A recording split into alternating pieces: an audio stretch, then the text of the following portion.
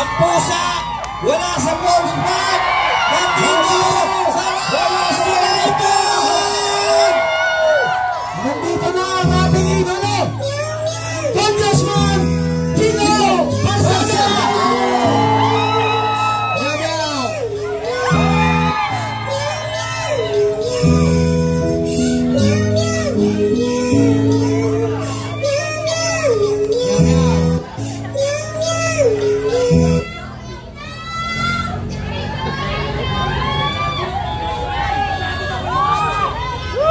Okay, mamaya mapapakinggan nyo si Congressman Kiko. Magpapahinga lang sandali, ha?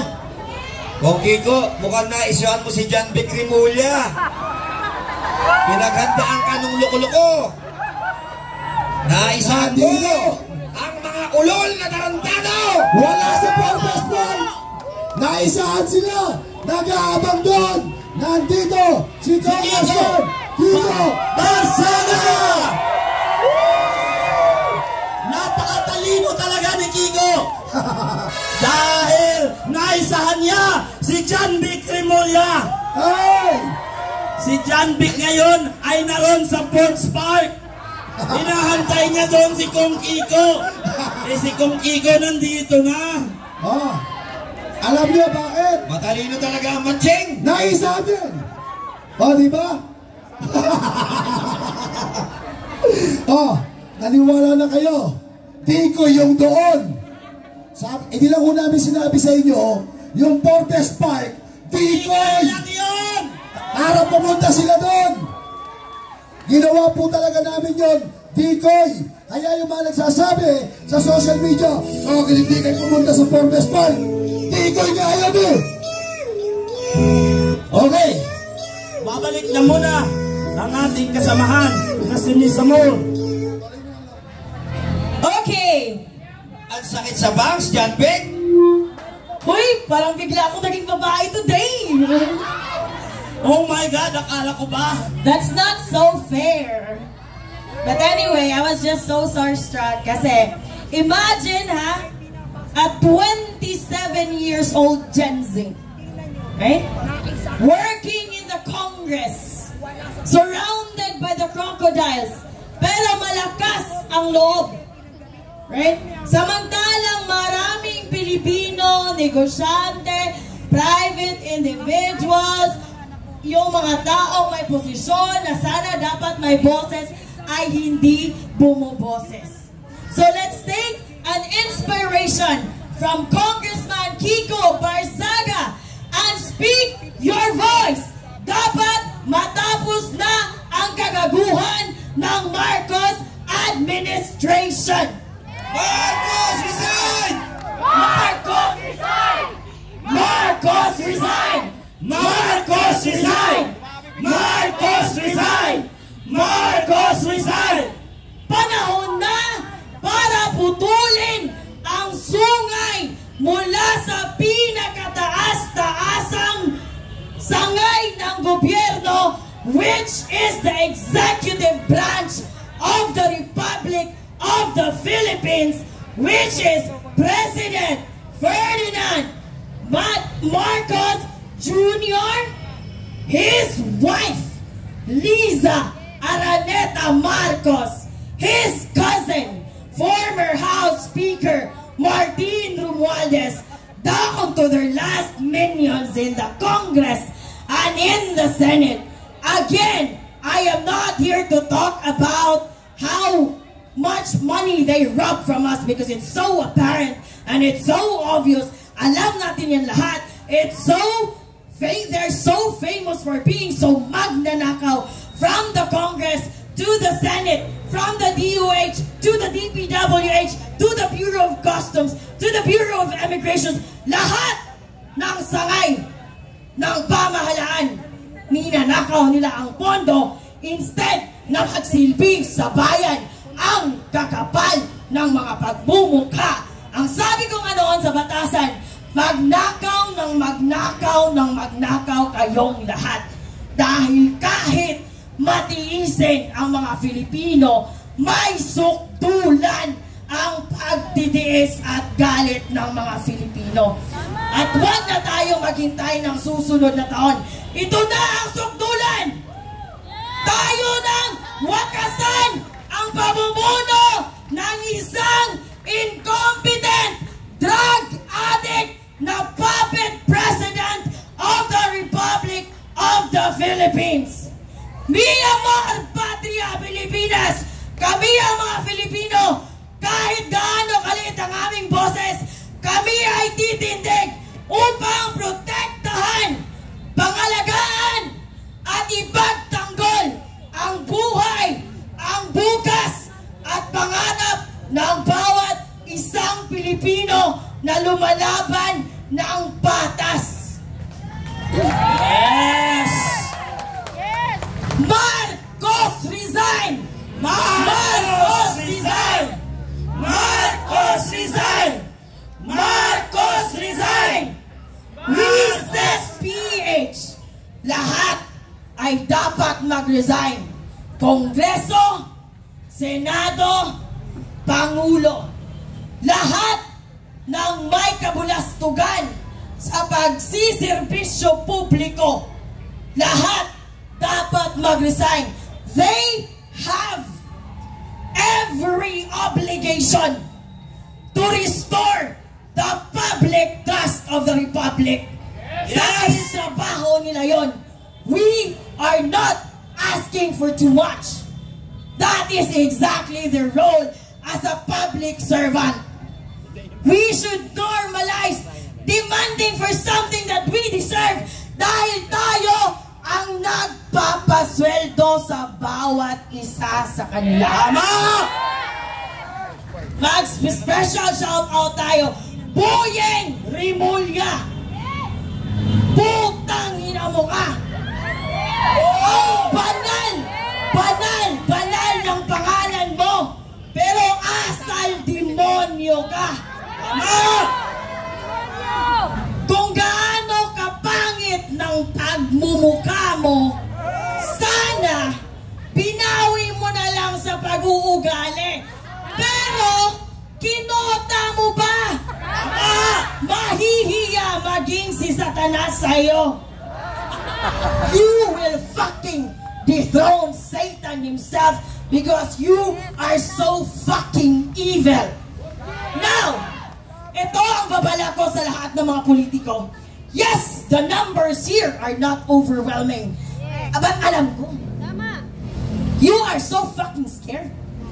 Because the rallies, despite of your machineries, despite of your pera namin, despite of your BBM vloggers na bayad galing mula sa taxes namin, despite of your manipulation of public opinion through the manufacture of troll farms to manipulate public opinions, hindi namamatay ang mga rally. Dahil ang mga Filipino ay hindi bobo! Maalam kami sa YouTube University, mga putang ina nyong lahat. At ito ang tandaan nyo. Yes! Tonight, ang daming tumatawa sa social media. Mga trolls, dahil konti lang daw tayo. Yes! The numbers here are overwhelming. But the general sentiment of the Republic, of the citizens of the Republic of the Philippines is overwhelming enough that we will not die very soon. And one day, those fucking rage of the abused Filipino people will call upon you. At siguruhin nyo na lahat, pati pusa at aso nyo, isasakay nyo sa private plane nyo, mga putang ina kayo. Mamatay na silang lahat, mga putang ina! Maraming salamat po, kapatid na Amor. Ayan, napakinggan nyo kung gaano niya pagtanggol ang inang bayan. Walang takot na lumalaban para sa bayan. Pero itong aming susunod, May pahabol pa. May nakalimutan ako. Eto. Ano to? Tuturuan ko kayo kung paano kumanta. It's a marching song. Hindi nyo lang binabasa in between the lines. But if you try to read between the lyrics, you will know that this is a marching song.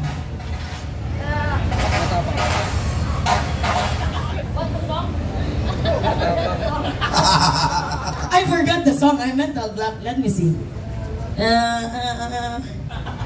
What was that again? Meow, meow, meow, meow. No, it's not meow, meow, meow, meow. Maghintay kayong lahat. Naghihintay nga kayo pa kailan bumaba si Marcos. Maghintay kayo. Have a little patience. Okay? Maganda po ang boses ko. Kaya kong punuin ang pinakamalaking concert ground dito sa Manila. Mga auto-auto! Just kidding. Wait lang. Kinakabahan ako kasi alam ko pangit ng boses ko. But I just want to take this special opportunity to allow you guys to hear my angelic voice, okay? So just please bear with me for just a couple of minutes here. Where is it? Where is it? Okay.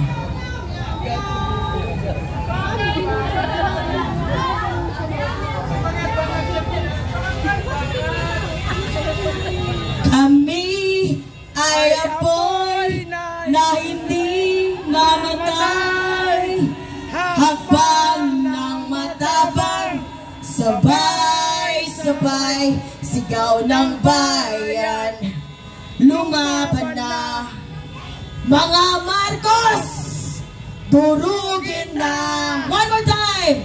Kami ay apoy na hindi mamatay, hakbang ng matapang, sabay-sabay,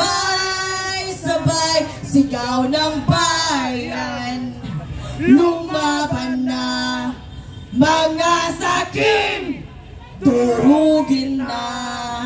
Thank you. Alapakan po natin! Peace! Amor Patrio! Alam niyo ba kung ano ibig sabihin ng Amor Patrio?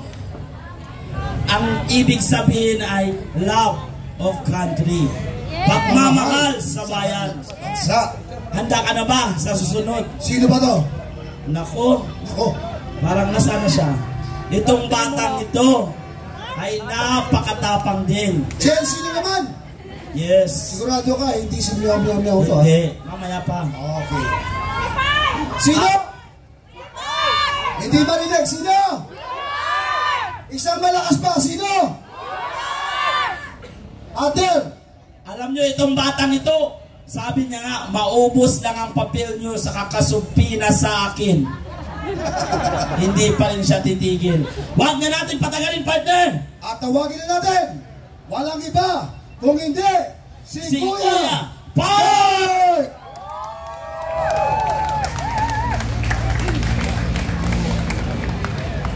Yan, wala na akong protest. Huwag kang nawawala ang mic ka. Mahirap pala pag huli ka magsalita kasi amoy ng mic lang ang nakukuha mo. So, ayan! Buhay pa ba kayo? Handa na ba kayo? May lighter na ba ang lahat? Para sa candle lighting, baka mamaya masupinan naman ako. Oh. Paglabas ko sa CIDJ, tumawag ang TV Patrol. Kuya Bart, pwede ka bang ma-interview? Sabi ko, oo, pwede. Sabi niya, hindi ka ba nagulat? Ano ang naging reaksyon mo nung pinadalan ka ng supina? Sabi ko dun sa reporter, buang ka ba? Hindi mo ba alam na ikaw ang dahilan kung bakit ako pinasupina dahil sa balita mo na fake news? Buang yata to, sabi ko. Tatanungin niya ako kung di ako nagulat. Siya ang dapat magulat. Kaya para hindi niya data alam na siya yung dahilan kung bakit ako pinasupina. Ngayon, kaya tayo narito dahil sa pagkikipaglaban kontra korupsyon, sapagkat napakalala na ng nakawan korupsyon sa ating bansa. Sa sobrang lala, kung naalala nyo nung September 21 na rally, doon sa Luneta, mayroong isang babae na nagtataas ng kamay na kumakanta, sabi niya, Marcos Duterte walang pinag-iba. Yung kilikili niya nangitim na. Bakit nangitim ang kilikili niya? Kasi kahit yung pambili niya ng tawas, ninakaw ng mga kongresista. Malala pala itong mga kongresman na ito. Pati pambili natin ng tawas, kinukuha nila. Ninanakaw nila. Pati tuloy mga kababayan natin na nangingitim na ang kilikili, parang binayuan ng kape. Malala ang nakawan dito sa ating bansa. Ngayon, ito ang nakakapagtaka. Si Claire Castro, di puta, di bobo, di putang ina mo. Bobo at gago. Si Claire Castro. Saan ka makikita? Lahat ng project ng Pangulo niyang bangag sinasabi. Pag nagtanong ang reporter, ma'am, saan po nakalagay yung mga ano na yan? Sabi niya, sige, ibibigay ko sa mamayang listahan. Gago ang Malacanang. Puro kapalpakan. Sabi na naman ng Pangulo nung siya nangangampanya, pag ako ang nanalo, gagawain kong 25 lang ang 1 kilong bigas. Ngayon na upo ang bangag, ang bigas 60, ang shabu bumaba. Ang pangako niya sa atin, pag siya ang nanalo, 20 ang 1 kilong bigas. Bakit ngayon siya ang naupo, ang bigas 60, ang shabu bumaba? Baka kaya natin siya na kumakain ng kukin, no? Noong sona niya, ano ang sabi ng bangag dating Pangulo? 15,500 na po ang ating nasisimulang flood control at mas marami pa tayong gagawin. Saan mo nilagay, Mr. President? Binangga ng barko? Oo, nabaliw ka lang nung sinabi mo yun. Pangalawang zona niya, anong sabi niya? Marami na po tayong napapatubigan at mas marami pa tayong patutubigan. Ano ang tingin mo sa Metro Manila? Irrigation? Ano ang tingin mo sa Pilipino palay? Oh! Bangag itong Pangulo natin. Pinatubigan nyo tayo. Anong tingin mo sa Pilipino palay? Anong tingin mo sa Balintawak, Quezon City, Pasig, Bulacan? Irrigation? Napatutubigan mo? Sabi naman niya, mahirap kasing resolbahin yung mga baha. Kasi yung baha, yung bagyo, hindi na sumusunod sa dating schedule eh. Buwang ka pala eh. Siya pala ang nag-schedule ng bagyo. Buwang na Pangulo ito. Talagang buwang. Kaya ko sinabi, etong administrasyon na ito, Congressman Abante, Charlico, Martin Romualdez, BBM, lahat pa nang nasa administrasyon ito, utak hipon. Bakit?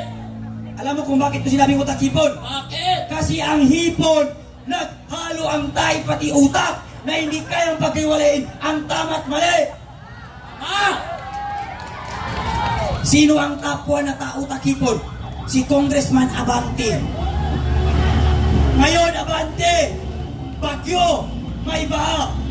Ito na ang panahon para palitan mo ang apelyido mo. Hindi na Abante.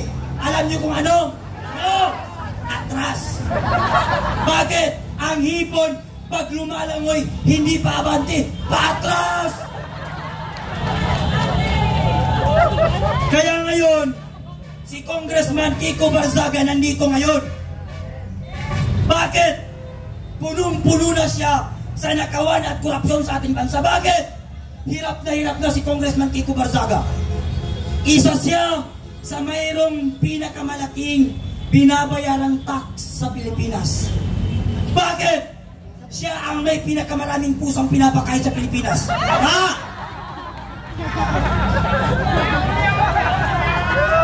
Kaya ngayon, nanawagan ng people power si Congressman Kiko Barzaga.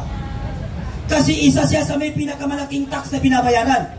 Kaya yung mga Pilipino dyan na may kalapate, may aso, may pusa, pumunta kayo rito dahil inyo pakitain nyo tain ang pusa nyo. Ipakain natin sa mga pangulong yan, na mga bangag. No? Huwag na daw tayo mag-alala, sabi ng Pangulo. Kasi ang baha, iipunin niya at meron din araw na gagamitin niya. Siguro itong Pangulo natin si BBM, yung utak niya nasa talampakan. No? Isa pa yung asawa niyang parang zombie kung maglakad. Nakita niyo kung paano maglakad? Grabe!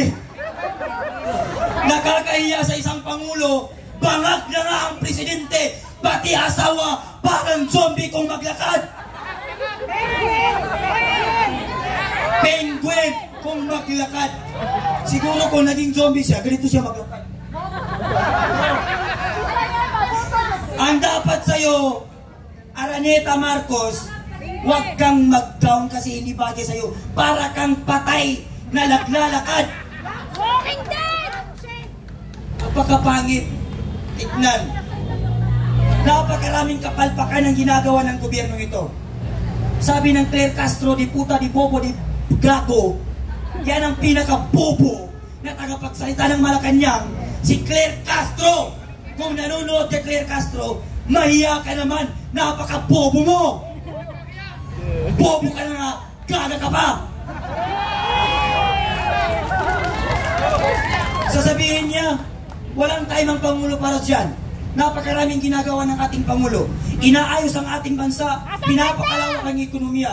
Pinapalawak, pinapaganda. Ang pinamumunuan mo, Mr. President, binaha, nilindol, nasunog. Kasi hindi na sila sumusunod sa iyo. Bakit? Ang nagpapatakbo sa administrasyon nito, patay na. Siya mismo nagsabi, pag hindi na kaya nilusob ang problema, tinitext niya ang tatay niya. Sabi niya, Papa, anong gagawin ko? Hindi ko na kaya, lubog na sa bahang Pilipinas. Ano ka, San Miguel? Sa ang daming pwede mong pagkunan ng advice, patay pa na tatay mong magnanako rin. No? Ano kayo, si San Miguel? Na pag nakalistro, si San Miguel ang panalo. Pag dinanon mo, sinong panalo? Si Satanas. Hindi na daw sumusunod sa schedule ang bagyo. Kumukuha pa siya ng advice sa tatay niya. Puro palpak ang plano niya. Dapat Bongbong Marcos, mahiya ka na. Kasi nakikita mo ang mga Pilipino, ayaw na sa'yo. Tama? Sinusuka ka ng Pilipino. Tama? Mas nauna pa akong pinadala ng supina kaysa kay Martin Romualdez. Alam niyo ba? Noong September 21, nagsalita lang ako, handa na ba ang lighter? Pagkabukas, andyan ang supina. Bakit yung nakawan sa gobyerno, bilyon-bilyon? Na-mention na masyado si Zaldico, Martin Romualdez, bakit hindi makulong? Kasi tayo, mahirap. Sila, mga butete. Kaya yung mga barya nyo sa bulsa nyo, ingatan nyo. Baka pati yan, nakawin nila. Nakikita niyo yung mga barko? Araw-gabi nandyan sa dagat pero hindi lumulubog. Bakit? Kasi kapitan lang meron, walang congressman. Tayo nasa city, binabaha. Kasi ang daming congressman na buhaya. Isa pa yan si Jela Alonte. Sino nakakilala kay Jela Alonte? Jela Alonte na yan. Ang lakas ng loob niyang sabihin, wala akong utang na loob sa Pilipino. Gaga! Gago ka, gaga ka pa. Paano mo nasisikmura na sabihin na wala kang utang na loob sa mga Pilipino? Yang pambili mo ng napkin, yang pambili mo ng bra, panty, pati pagkain mo, pati bahay mo, pera at pawis ng bawat Pilipino. Yang sinasahod sa inyo, tatay mo, pamilya mo, na pinagmamalaki mo sa political dynasty ka, pera ng taong bayan yan. Tapos sasabihin nyo, wala kang utang na loob. Kaya sa lahat ng anak ng kontraktor, politiko, at lahat ng nakinabang sa flood control project, gago, tanga, inutil. Tama! Napakakapal ng mukha ninyo. Nasubukan niyo ba magtrabaho ng 24 hours para may mapakain sa pamilya? Nasubukan niyo ba magtanim ng palay sa bundok? Nasubukan niyo ba mag-aralo? Nasubukan niyo ba mamasala ng jeep para may pang-aral ang anak? Para may panggastos ang anak? Para may pakain ng pamilya? Hindi. Nasubukan ba ng mga anak nila yung gaya ng ginagawa natin mga ordinaryong Pilipino? Pumipila sa jeep. Pag-alis natin ng bahay, press na press. Pagdating sa school o trabaho, parang lumpia na sinausaw sa mantika. Wala na, oily na. No?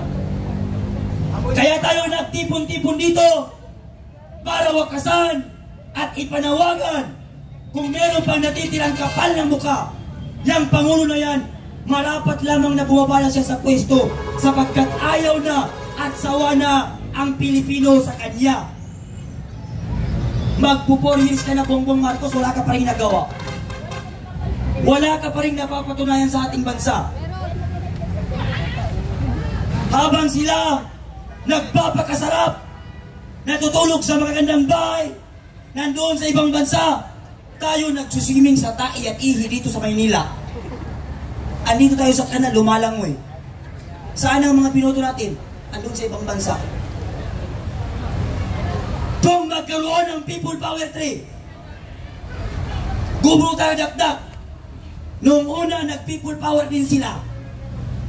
Pumalit si Marcos, pumalit si Erap, People Power na naman, eto na naman tayo.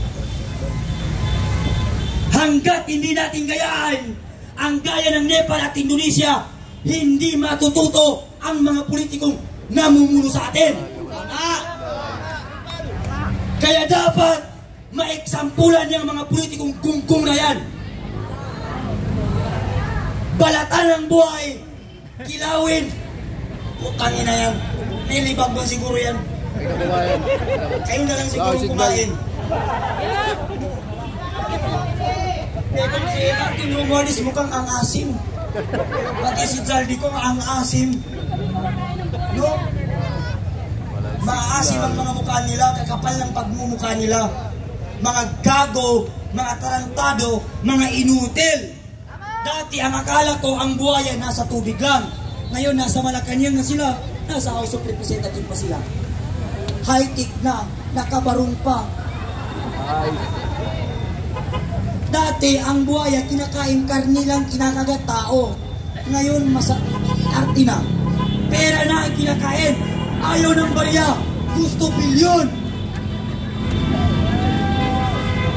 Trilyon ang gusto nilang kainit na kawin. Kaya sabi ko sa CIDC, maubusan kayo ng papel, kakasubpina nyo sa akin. Kahit isang truck pa ang dali nyo subpina, kahit nasa loob ako ng kulungan, magsisigaw-sigaw ako dyan. Sabi ng pulis sa akin, sir, ba't mo gustong makulong? Kasi nagpahuli ko, ayaw pahuliin. Sabi ko, sir, gusto kong makulong. Bakit? Kasi sabi ko doon sa loob ng kulungan, hindi ka na magtatrabaho, hindi mo na problema kakainin mo, hindi ka na magre-rent ang iigaan mo. Pakakainin ka nila doon. Meron ka pang igaan. Sabi nung pulis, sa lahat ng tao ko lang ang ibang prinsipyo. Gusto mong makulong dahil uupo lang? Sabi ko, oh sir, pagod na ako sa labas eh. Di ba? Puro nakaw, ilang pangulo na ang binoto natin. Pero, umunlad ba ang Pilipinas? Umunlad ba o hindi? Yan. Nagalit pa ang mga taga-Luzon dahil minura ko sila. Sabi ko, putang ina ng mga taga-Luzon. Eh, totoo naman ang putang ina nila eh. Ayaw nilang lumabas eh. Tayo na ngayon nandito. Galing ng Cebu. Galing ng Mindanao. Asa na yung mga taga-Tondo? May taga-Tondo ba rito? Taga-Tondo wala?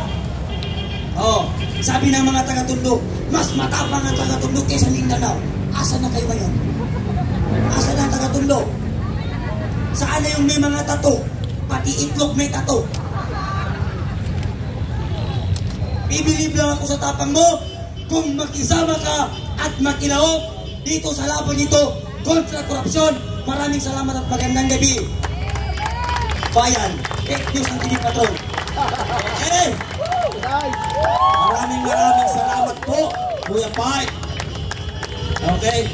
Ngayon, bago lalabas muli si Mr. Meow Meow, ay pakikinggan ko na natin ang tugtugin ng ating mga banda.